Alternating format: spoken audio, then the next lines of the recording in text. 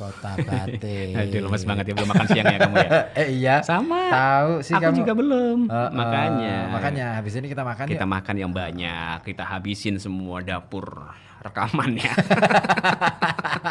Sama mic-nya ya. sama mixer-mixernya. Aduh. Kalau perlu sama orang-orang yang di situ semuanya habisin semua deh. Dikeletak.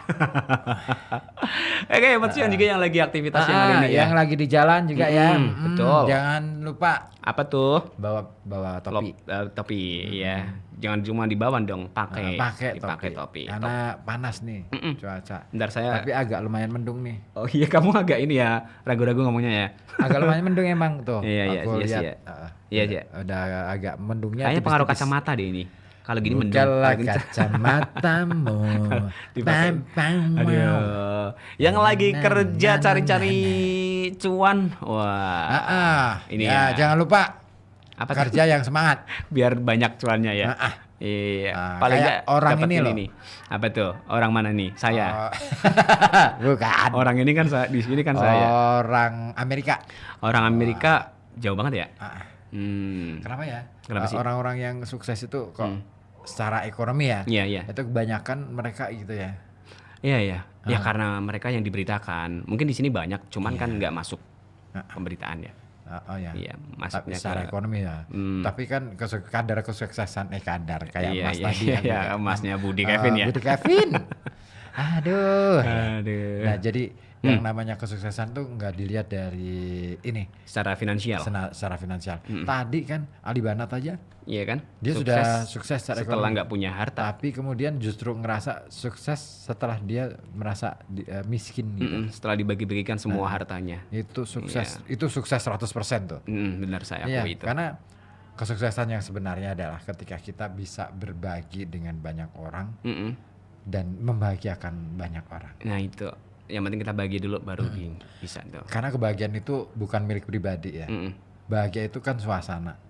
Suasana itu kalau aku bahagia kamu nggak, kalau aku seneng kamu sementara lingkungan aku nggak seneng, itu namanya bukan kebahagiaan. Saya seneng-seneng sendiri. Tapi kalau aku bahagia, pasti orang yang ada di dekat kita tuh Ikut merasakan. ya kan? Iya. Ya kan? Kayak apa ya? Sama ketika kita berada di lingkungan yang membahagiakan, katakanlah kamu sedang bahagia nih. Pasti aku akan merasakan bahagia juga. Ikut bahagia juga. Itu yang namanya resonansi. Resonansi dari sekitar kita. Iya betul. Iya, Jadi itu kalau dia. kamu ngobrol kayak gini terus kamu ngantuk, Wah, jadi nangis. Jadi nangis ada yang berarti sedih. ada yang Sedih. bermasalah dengan sebelah kita. Kan? Nah itu betul. Iya. Boleh. Tapi ini nih, mumpung kita masih hidup di dunia ya lah ya. Kita kan juga butuh yang namanya. Beneran nih? Hah? Beneran nih? Kenapa sih? Kenapa sih? Terus. Ini, jadi kan kita butuh nih ya namanya apa ya, selain kesuksesan yang dinilai secara di luar Duniawi. materi. Tapi secara finansial sendiri ada nggak sih resep-resepnya biar kita itu makin apa ya? Ini dia. Biar bisa merasakan gitu. Ada resep dari salah seorang Amerika, seorang pria asal Florida. Wah, Florida itu kimia Ini ya, betul. Florida itu zat kimia kan? Florida. Kalau yang minuman rasa jeruk itu namanya Floridina ya. Wah, Dina? Flori. Amerika Serikat Francisco Rivera. Dia Yang membuktikan bahwa kita ini bisa kaya raya tanpa harus bekerja lama-lama. Cuman butuh 20 menit saja. Mustahil sih ini. Nggak bisa lah. Bisa. Nggak bisa. Nyatanya bisa tuh Francisco. 20 menit kerja apaan Kang? Bisa dapat banyak. ini- Saya curiga nih kerja Ini apa ya? yang sebel lagi ini umurnya lebih muda dari kita. makin menjengkelkan ya. Iya kalau kan? ini ya. Umurnya baru 26 tahun. Ini berarti Iya udah Pria berusia 26 tahun ini cuman kerja 20 menit dan bisa memiliki penghasilan sebesar berapa coba? Berapa 38.500 dolar Amerika Serikat. berapa sih? 38.500 500 ribu. Nah, itu kalau dirupiahkan tahu berapa? Banyak ya? 617 juta rupiah per bulan. Itu setara dengan berapa tahun kita kerja ya? Itu dia cuma 20 menit ya. Aku nangis. Kita berapa tahun kerja ya biar dapat segitu ya? Ya ampun, jadi itu. Tapi dia ngapain sih? Nah ini, awalnya dia ini cuma seorang guru bimbel, bimbingan belajar. Bimbel. Karena ada COVID waktu itu. Oh berarti tahun-tahun pandemi ya? Terus bisnis bimbelnya ini berubah. Oh jadi baja hitam. Enggak ya? Kotaro Minami dong. Kotaro Minami. Iya. Apalagi? Tsubasa Amami. bukan itu berubahnya beda. Jadi berubah dan dia harus cari pekerjaan baru. Oh gara-gara COVID nih. Sampai akhirnya dia memutuskan untuk berbisnis barang print on demand. Jadi penyediaan itu ya, penyuplai gitu ya. Kayak buku-buku itu print on demand, jadi POD ya. BOD. Apa sih? BOD punya termos es. Apa sih? Itu kan iklan jadul ya? Tentu tidak. Aku punyanya termos es kan. Iklan jadul. Termos es. Aduh, termos es. Nah, dalam laporan CNBC Make It, Rivera ini memilih bisnis lilin organik yang bakal dicetak berdasarkan pembelian di situs jual beli Etsy. Itu ya. Etsy ya. Etsy kalau ada yang pesen gitu ya. Lilin. Lilin organik bahannya. Lilin. Bukan, nggak pakai es. Enggak pakai. Kalau nggak pakai es ya lilin. Kalau pakai es lilis. Iya kan? Atau ini sisin. L-nya diganti S kan? Sisin. Lilin. Sisin ada ya, lilis baru. Lilis gelis. Iya, lilis bukannya ini minyak rambut ya? Itu lilas. Jadul banget. Aduh. Sekarang itu Mustika Ratu. Kok Mustika Ratu sih? Enggak. Aku pakai Marta Tilaar sekarang mah. Mar. Udah deh. Dan dia mengaku selama menjalani bisnis itu, waktu kerjanya itu menjadi lebih sedikit dibandingkan menjadi guru bimbel. Iyalah, guru bimbel pasti. 1 jam ngajar, katakanlah 1 kali pertemuan 45, 1 SKS itu 45 ya. Iya. Satu dikalikan biasanya untuk supaya ini kan 2 SKS berarti 90 menit. Itu untuk 1 kali pertemuan. Dikali bulannya itu 1 pelajaran. Terus kemudian kan sekali ngajar itu kan nggak cuma 1 kelas. Ada beberapa kelas ya. Ya pasti lama lah ya. 90 kali kan misalkan 5 aja deh. 5 aja 450. 4.500. 450. Ya betul. Kan bener. Iya. 450 menit itu berarti berapa jam? Itu berarti banyak banget itu ya. Enggak dong. Enggak. Tinggal dibagi 60. Susah gitu. Saya kayak ini siswa kelas 9 kemarin. Masih ini. Iya. Berarti kalau ada 450 dibagi 6 itu 9. 9 kali 6 aja 360. 3.000 susah. Banyak lah ya. Pokoknya gitu ya. Dihitung sendiri ya, cari kalkulator. Betul. Nah, dan ya bandingannya jauh banget 20 menit ya. Dan terkadang dia itu cuma 2 jam bekerja jika bisnisnya sedang ramai. Kalau lagi ramai-ramainya tuh. Gila ya, pas ramai cuma 2 jam. Kita aja bisnis ramai itu kadang-kadang berjam-jam. Ya, sampai setengah hari bisa di itu. Coba deh tanya sama teman-teman yang ngelola kafe. Itu bahkan berjam-jam kan? Ya, lama ya. Mau rame mau sepi tetap aja segitu berjam-jam. Nggak ada kafe itu buka 20 menit gitu. Udah langsung sold out gitu. Enggak sih. Enggak. Kecuali emang disewa kafe itu pun enggak lama sih, enggak sampai 20 menit kan? sih. Tetap aja lebih dari 1 jam. Betul. Cateringan gitu ya. Betul.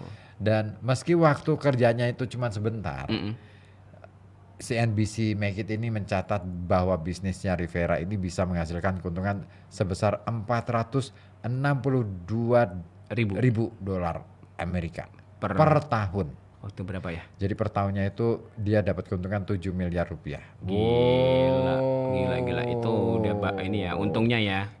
Itu bagi PTH-nya lumayan. Iya ya, setahun 7 miliar bro. Gila ya. Gila. Kita aja setahun nggak dapat segitu. Boro-boro ya. Boro-boro nabung aja masih lumayan ya. Jangankan nabung. Habis buat cicilan. Itu kan per tahun. Itu kalau misalkan kita bagi per bulannya jadi berapa ya? Nah, jika dihitung per bulan, ini dia bisa mendapatkan cuan 38.500 dolar atau 617 juta rupiah per bulan. Per bulannya 617 juta. Jangan dibandingin dengan kita. Kita mah per 10 tahun kali belum dapat ya. Jauh. Masih jauh. Nggak apa-apa lah.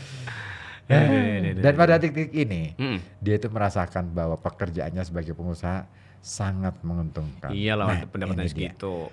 Penting ya sebenarnya ya untuk diketahui bahwa bekerja sebagai wirausahawan atau wira swasta itu jauh lebih punya tantangan sebenarnya. Dan kalau ngomongin soal cuan, ya aku akui bahwa kalau kita ngejar cuan, jangan jadi pekerja, jangan jadi karyawan. Jadilah pengusaha. Nah itu.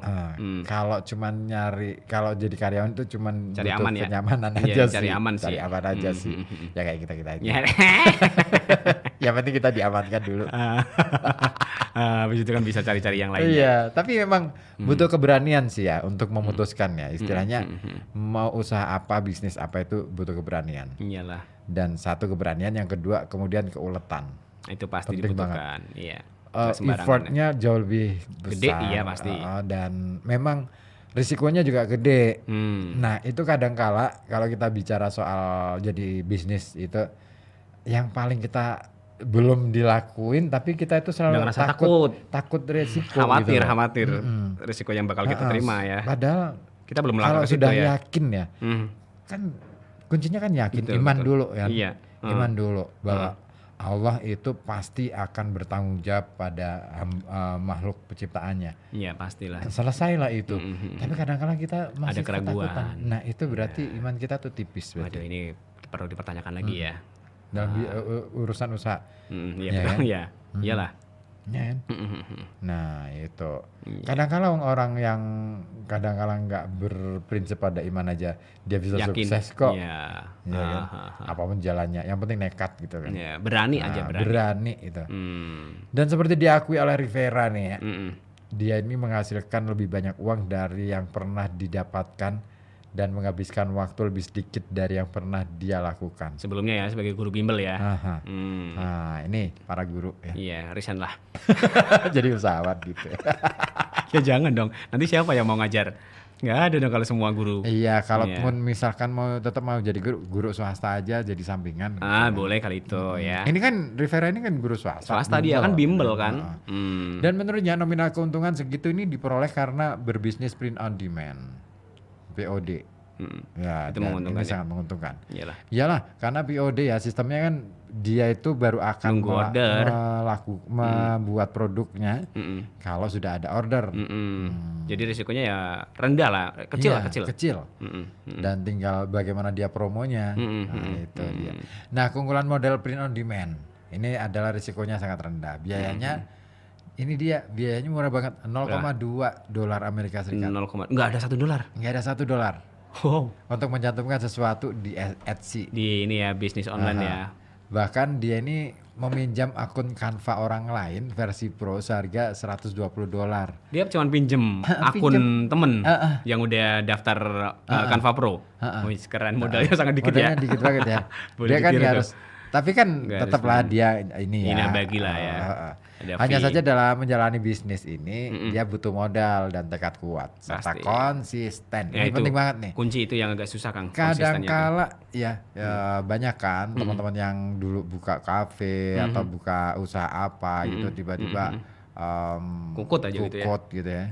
Banyak kan kafe yang kukut ya. Rungkat semuanya deh. Rungkat. Ente-entean ya. Udah nggak ada lagi kan, udah ente ya. Iya. Jadi saya itu beberapa kali itu mampir ke kafe-kafe yang dulu pernah ada, terus kemudian lewat lagi di sana. Udah rungkat. Kok sudah hilang? Loh, kok sudah gelap? Kadang ganti lagi. Kalau ganti masih lumayan sih. Tapi artinya kan ganti pemilik juga. Iya, nggak masalah. Oh, masih ada usaha yang sama ya. Bagi seorang pembeli itu kan nggak masalah siapa manajernya. Cuman jadi tahu aja sih. Loh, kok rasanya beda nih sekarang. Berarti ternyata udah ganti. Udah ganti, betul. Cuman kalau dulunya tempatnya rame, tiba-tiba sepi kayak jadi rumah hantu gitu, jadi suwung gitu ya. Suwung. Iya kan, jadi gedang. Kluto. Itu kluduk. Kluduk gudang. Aduh, udah. Jadi kalau kita konsisten kerja dari jam 9 sampai jam 5 sore, kenapa kekonsistenan itu enggak diterapkan saat menjalani bisnis? Itu kata Rivera. Wah. Kenapa itu? Dan selain butuh 3 sikap itu nih, kawan. Rivera juga berpesan. Nah, apa ini pesannya, es teh? Nasi goreng? Semangka. Semangka. Semangka masih? Masih semangka. Nah, ini untuk memulai bisnis kudu pandai melihat peluang. Katanya Harus. Ya. kita harus meneliti produk apa yang laris manis dan minim risiko kegagalan. Sehingga bisa memulai bisnis sendiri sekalipun tanpa pengalaman. Betul. Itu yang harus tuh. Ya. Oke, mudah-mudahan bisa lah kita coba-coba ya. Coba mencoba lagi. Kalau misalkan ada mau serius di bidang ini ya boleh dimulai dari sekarang ya. POD itu POD menguntungkan banget. Tapi produknya harus yang jelas dulu, yang harus riset dulu nih. Produk apa ya yang diminati gitu. Yang banyak peminatnya baru. Kalau emang nggak ada peminatnya sih mendingan pakai sendiri aja ya. Iya ngapain? Aduh, ya ada BA ya.